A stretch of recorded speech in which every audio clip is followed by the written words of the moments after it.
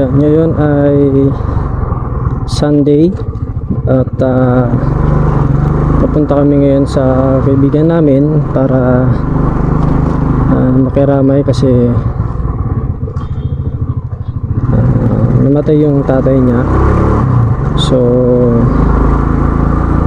pupunta ang lahat ng tropa, ang tropang kubo doon sa kung saan nakaburol yung tatay ng isa naming tropa na si Ate Sheila. So minsan sa buhay talaga hindi mo inaasahan yung pwedeng mangyari, hindi mo in-expect yung pwedeng mangyari. Kaya sabi nga sa kasabihan, life is short. So enjoy natin yung buhay, gawin natin kung yung gusto natin gawin,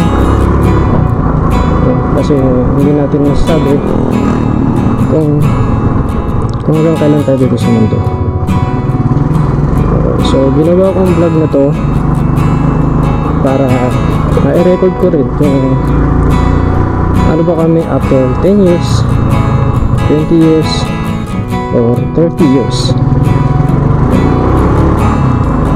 Ano ba ang status namin, kamusta na ba kami habang pinapanood namin ang video nito,